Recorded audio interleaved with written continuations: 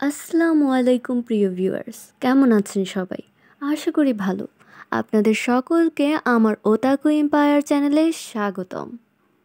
আজ আমি আলোচনা করব একটি জাপানিজ অ্যানিমেটেড মুভি নিয়ে, যা অ্যানিমে লাভার্সদের মনে বিশেষ স্থান দখল করে নিয়েছে।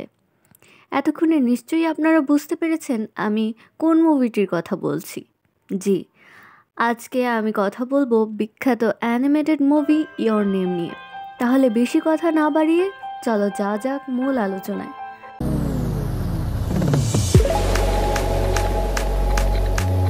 মাকোতো শিনকায় এর পরিচালনায় তৈরি ইয়োর নেম শুধু একটি মুভি নয়, এটি ভালোবাসা, ভাগ্য আর সময়ের এক অবিস্মরণীয় গল্প।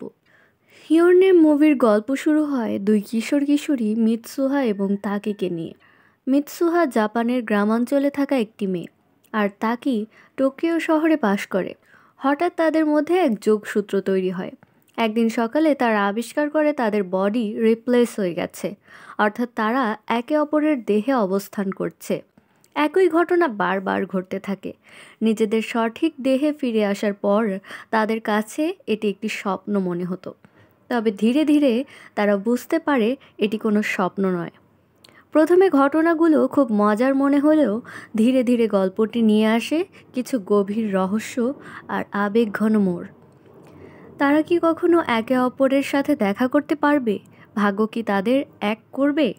এই প্রশ্নগুলোর উত্তর জানতে আপনাকে মুভিটির শেষ পর্যন্ত দেখতে হবে।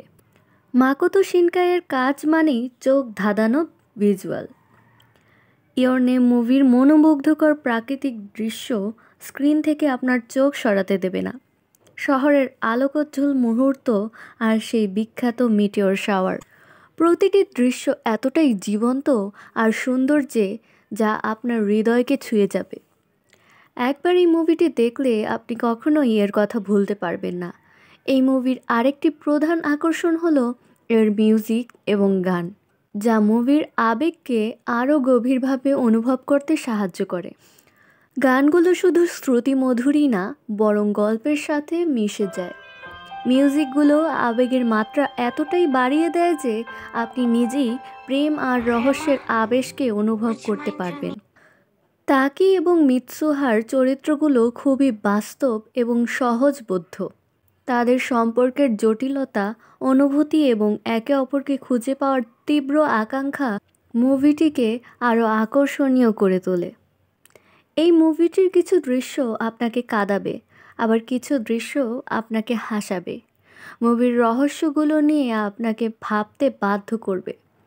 তাকি এবং মিৎসুহার কেমিস্ট্রি মুভিটিকে অন্য এক পর্যায়ে নিয়ে গেছে। যাদের কাছে প্রেমের গল্প তেমন একটা ভালো লাগে না, আমি নিশ্চিত তাদেরও এই মুভিটি দারুণ লাগবে। ইয়োর নেম মুভিটি শুধু জাপানে নয়, বরং সারা বিশ্বে তুমুল জনপ্রিয়তা পেয়েছে এবং অ্যানিমে জগৎকে এক নতুন উচ্চতায় নিয়ে গেছে। এই ছিল ইয়োর নেম মুভির বিশ্লেষণ।